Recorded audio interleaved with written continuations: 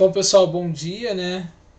A gente vai dar início então aqui agora à aula de Direito, né? E Legislação, tá? Nossa última aula, tá? Só para vocês entenderem aí, bom dia também, Maria Eduarda. A nossa última aula antes da aula que antecede, né, a avaliação, porque na semana que vem ali está mais relacionado ao contexto de fechamento de conteúdo, de uma revisão, falar o que vai cair na prova para vocês, tá?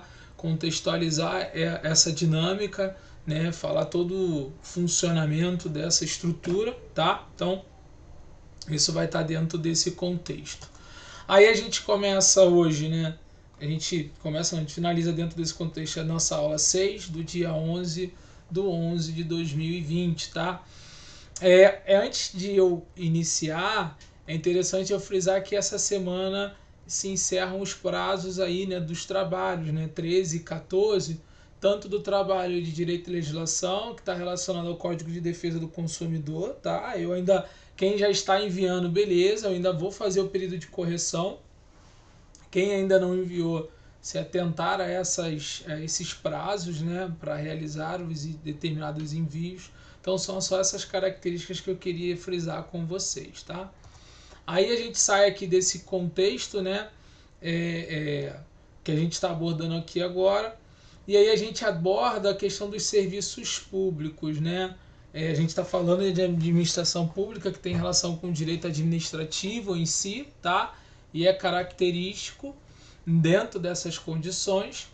Os serviços públicos em si eles são considerados todo aquilo que é prestado pela administração e por seus delegados, ou seja, todos aqueles que trabalham dentro de uma repartição pública, né, sobre algumas normas estatais. Inclusive hoje, né, não sei se vocês acompanham, o ministro Guedes já confirmou a privatização dos Correios e a Eletrobras para 2021. São empresas estatais, né, tanto Correios como a Eletrobras, e teoricamente ali elas vão ser privatizadas, tá? Então, vocês sabem, já ouviu falar sobre privatização? Maria Eduarda e Luísa?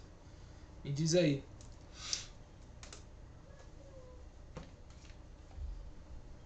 Beleza. Então, a privatização nada mais é do que você transformar ali uma empresa, né, que tinha um contexto público, ou seja, ela era gerida, né, gerenciada pelo governo, e ela passa essa empresa, né, para uma empresa privada. Ela cria concessões, né, e aí essa iniciativa privada ela pode operar ali, né, dentro desses serviços, tá? Dentro desse contexto para promover a entrega, promover ali os respectivos procedimentos para a realização de uma determinada atividade, por exemplo, tá? E aí, por exemplo, a gente já sabe que a contexto da SEDAI, a gente já tem aí outras empresas. A Petrobras ainda é uma participação maior pública do que privada, tá? Mas se você for olhar em diversos contextos, por exemplo, a Telemar, né, que era antiga, antes da Telemar, a Telerge, né, que é telecomunicações, ela já é privatizada, então você vê que há um avanço, né, quando você privatiza, porque a iniciativa privada ela modifica o processo, ela insere mais tecnologia, ela já tem um know-how, são empresas, são iniciativas que já trabalham dentro desse contexto e já podem oferecer ali um determinado tipo de serviço, tá? Aí os princípios, né, do serviço público são a regularidade, ou seja, é um serviço que é regular, ele é constante, né? Tanto é que há uma continuidade, por exemplo, uma busca da eficiência, que é realizar aquilo ao qual que você se condicionou, a segurança, a atualidade, generalidade e cortesia. Tá? Então são características e princípios que estão pautados dentro desse contexto, tá? Dentro dessa condição, ok? Então, só para que vocês possam entender aí. Aí, né, de uma certa forma, a gente recai na seguinte condição, a classificação dos serviços públicos. Deixa eu colocar aqui com uma outra cor. Então, na classificação dos serviços públicos, né, eles podem ser classificados em serviços que são próprios, de utilidade pública, compulsórios, facultativos, por exemplo. Peraí que deu uma... Então vamos lá para eu poder explicar para vocês, tá? A gente tem aqui a primeira condição, o que seriam serviços próprios. Independente da soberania do Estado, né, a Defesa Nacional, a Polícia Judiciária, são serviços públicos próprios, são prestados entre eles mesmos, não há nenhuma gerência externa, tá? Todo o poder, toda a concentração de decisão ela é feita pelo próprio Estado, tá bom? Aí a gente parte depois para entender os serviços que estão atrelados à utilidade pública. No contexto da utilidade pública, a gente considera e analisa aquilo que são úteis ou convenientes. Como assim úteis ou convenientes? Por exemplo, a gente considera úteis, né, de utilidade pública aquilo que presta algum serviço para a população. O transporte coletivo que a gente utiliza, o fornecimento da energia elétrica, a distribuição de água, por exemplo, são fatores que estão relacionados dentro disso, né? E também podem ser compulsórios. O que seria compulsório? A serviço de coleta de lixo, né, ele não pode ser recusado pela população. O esgoto também, ou seja, há uma remuneração por taxa, mas você não pode negar. A luz, você pode ficar sem luz, apesar de você não conseguir hoje na atualidade. Mas há uma característica, por exemplo, de saneamento básico, né, que a gente chama de tratamento de esgoto, distribuição do contexto de água, principalmente tratamento de esgoto, e também serviço de coleta de lixo, que é um serviço compulsório. Galera, até aí, Luiz e Maria Eduarda, tá dando para ir? Sim ou não?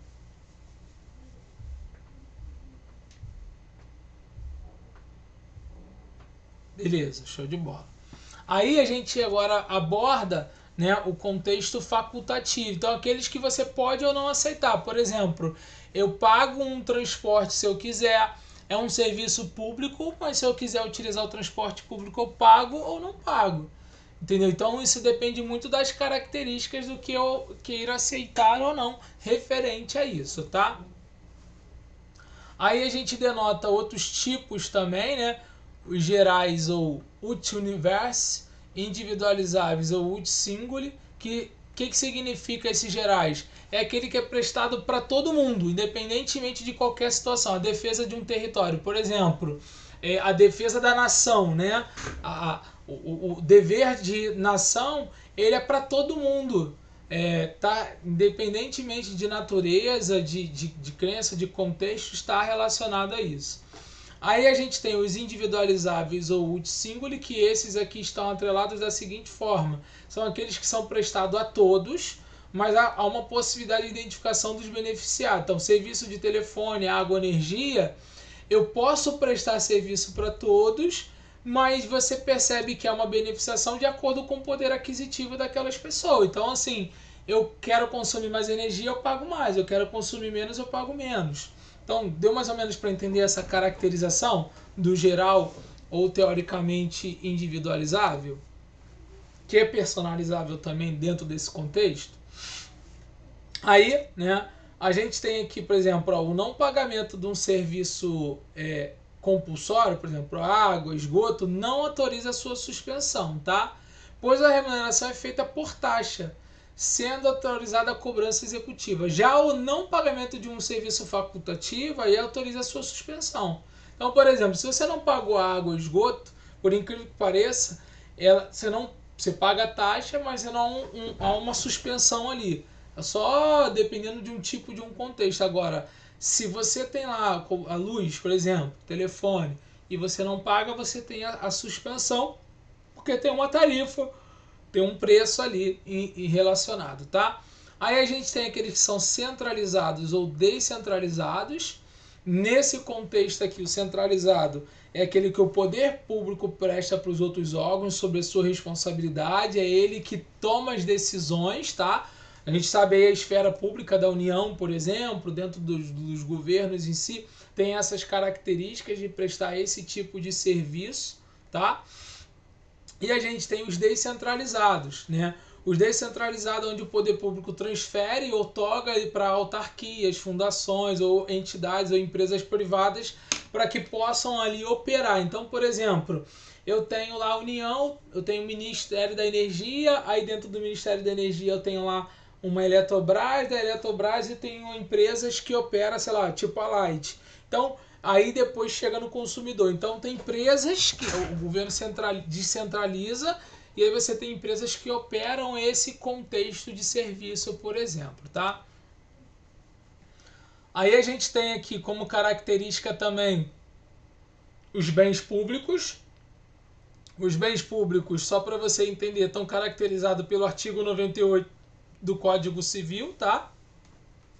E o que a gente conceitua bens públicos? São os bens que estão sob o domínio da União, dos estados e dos municípios, tá? Todos os outros bens são particulares porque pertencem a uma pessoa, ou uma personalidade, pessoa física ou jurídica privada, tá? Os bens públicos podem ser classificados, né, como bens de uso comum, bens de uso especial, bens dominiais.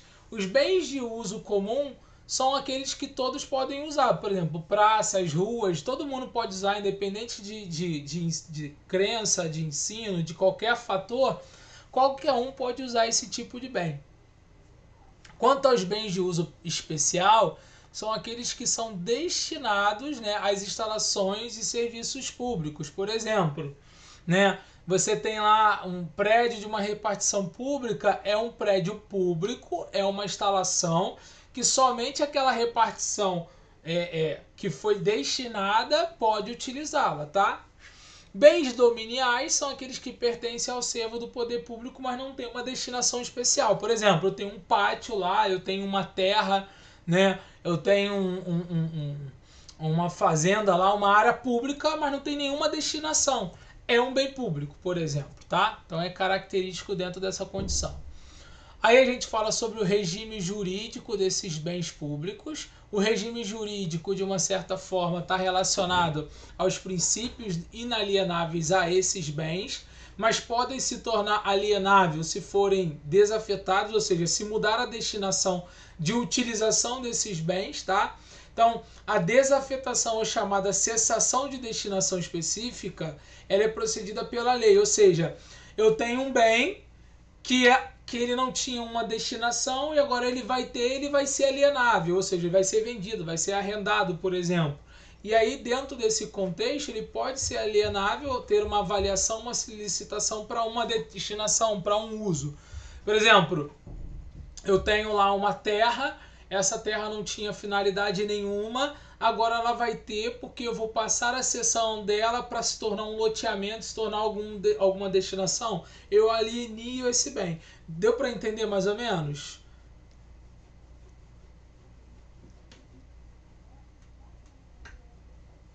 Show de bola. Então vou seguir. Os direitos do poder público sobre os bens não prescrevem, ou seja, os bens continuam sendo de poder público, mas são alienáveis para uma determinada finalidade privada, por exemplo, que é característico dentro desse contexto, tá? Aí a gente tem aí uma outra condição que a formalidade privada ela pode adquirir os bens de diversas formas, através de doação, compra, desapropriação, confisco. A própria União ela pode fazer isso também por permuta, pagamento, direito hereditário, tá? Todos os bens públicos são impenhoráveis, eu não posso penhorar um bem público, né? Eu não posso arrestar, sequestrar ou penhorar. E as dívidas da fazenda pública, ou seja, as dívidas da União, né? Em virtude de alguma sentença judicial, elas são pagas em ordem cronológica ou precatória, ou seja, eu não, se o governo está me devendo algum bem, alguma coisa, ele não vai me dar aquele bem, vai ser pago em forma precatória, em longas prestações, né? Enfim, tá? Os bens públicos podem ser alienados por meio de venda, doação ou troca, e dependendo dessa condição. Entretanto, se tiver algum critério ou requisito dentro do direito administrativo que autoriza ali por modo de legislação, avaliação e licitação, tá? Aí a gente tem aí uma forma, por exemplo, diferente no parágrafo do artigo 17, né, na Lei 8.666 de 93, que existe a investidura. É quando uma obra pública sobra um pequeno lote de terra que não é aproveitado pela administração, aí eu posso alienar e aí doar ou vender aquele tipo de terra porque não vai ter nenhuma finalidade, tá? A utilização dos bens públicos por terceiros, ou seja, por outras pessoas podem acontecer por meio de autorização. Eu autorizo o uso desses bens, tá? Então, por exemplo, eu auxilio ali o interesse particular, mas de forma temporária, que eu licito, né, e autorizo a utilização daquele bem público durante um período, tá? Eu posso também permitir o uso ou concessão do uso. A permissão, ela visa o interesse público, mas de uma certa forma ela é permissionária, tá? E a concessão, como a gente vê, por exemplo, a licitação do estádio do Botafogo, a licitação do Maracanã que quer vir a acontecer, mas já ocorreu, a licitação da Ponte Rio-Niterói, são bens públicos, patrimônios públicos que são licitados para uso para uma determinada finalidade, por um determinado momento, tá? Em um período de tempo. Existe também a própria intervenção na propriedade. Essa intervenção na propriedade em si é uma característica, né, que está relacionada a agir sobre os bens alheios de outras pessoas ou bem particular. É uma intervenção que o governo da União faz sobre um bem privado, sobre um bem de uma pessoa física. Pode ser um bem, por exemplo, Maria Eduarda, pode ser um bem pode ser um bem da Luísa, pode ser um bem do Tiago, que são pessoas físicas de propriedade privada que vai ter uma intervenção de propriedade pelo governo, tá? Aí acontece ali, por exemplo, uma desapropriação. Essa desapropriação ela acontece quando há uma utilidade pública, por exemplo. Seja, todo mundo já conhece o Corredor Expresso, como é que fala? BRT. O governo foi lá e ofereceu alguns valores, mas também em algum momento foi feita algumas desapropriações. Que aconteceu, por exemplo, aqui na linha do trem referente ao Parque Madureira, por exemplo, né, que tinham pessoas que moravam ali beirando a linha do trem, praticamente. Então houve ali acontecer algumas desapropriações nesse sentido, tá? Aí, por exemplo, né, outra característica, né, que a União ela autoriza ou não, ela permite ou não o uso, mas ela vai resgatar ali em algum momento ou desapropriar esse bem também, tá? Existem nesse procedimento de expropriatório, de retirada, algumas fases. A primeira fase é a fase declaratória, aquela fase de aviso, né, formal. A fase executória, onde vai acontecer ali a saída, né, de fato, a desapropriação. A fase extrajudicial é quando não há um acordo, não há saída, e eu tenho um acordo entre o expropriante e o expropriado em relação à questão de preço, tá? A fase judicial, né, que teoricamente a fase extrajudicial é esse acordo onde envolve ali um valor.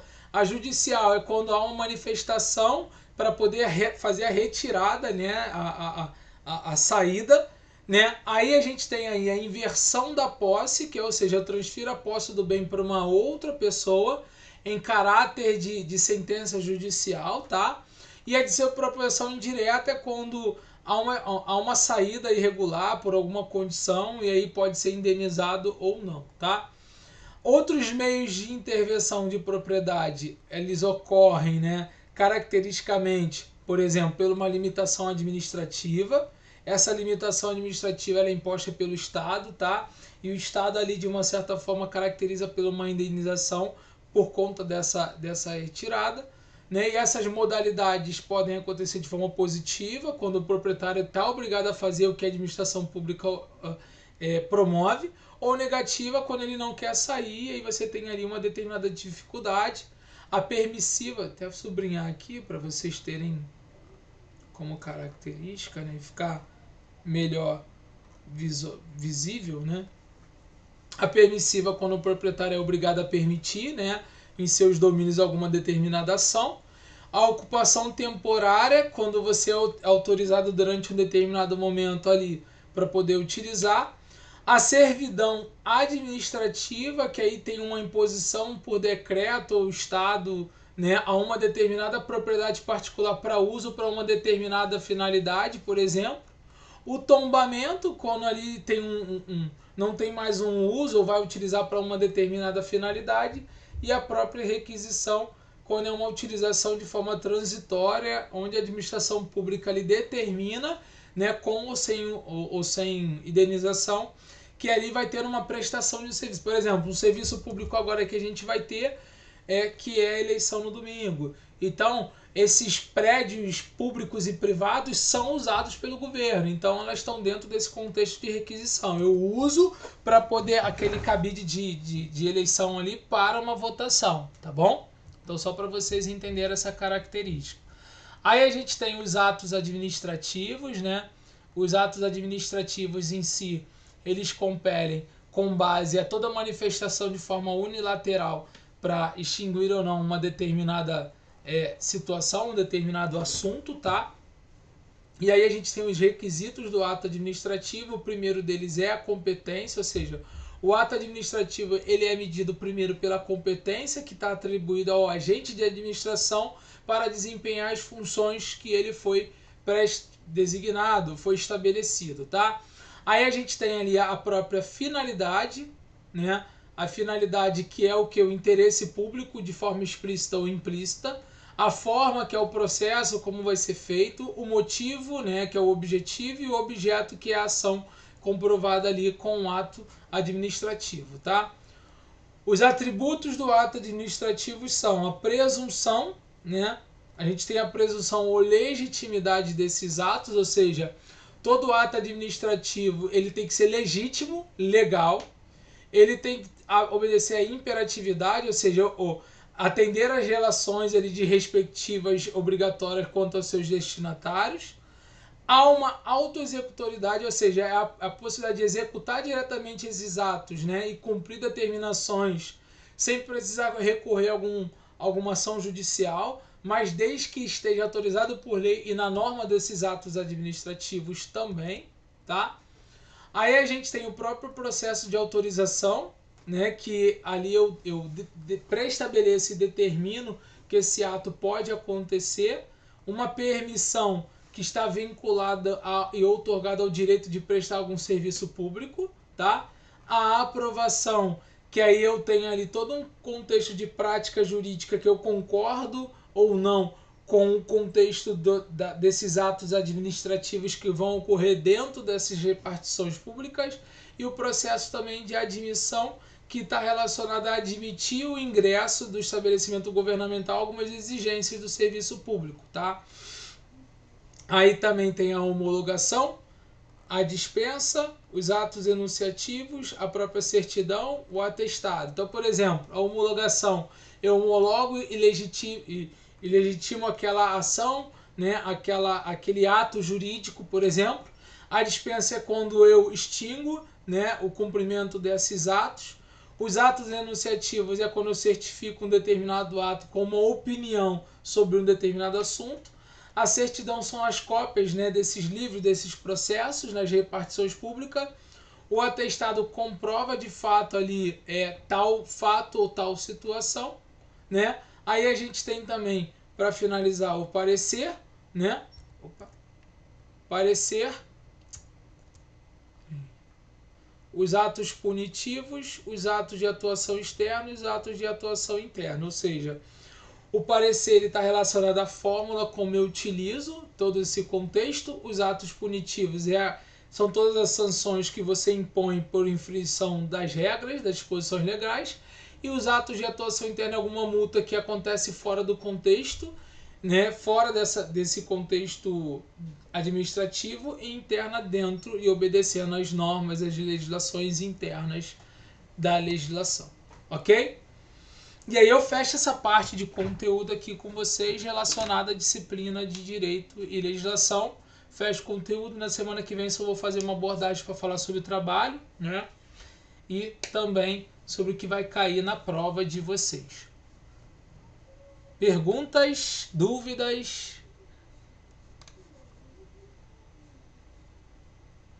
Tá, eu vou fazer a chamada aqui. Só um momentinho.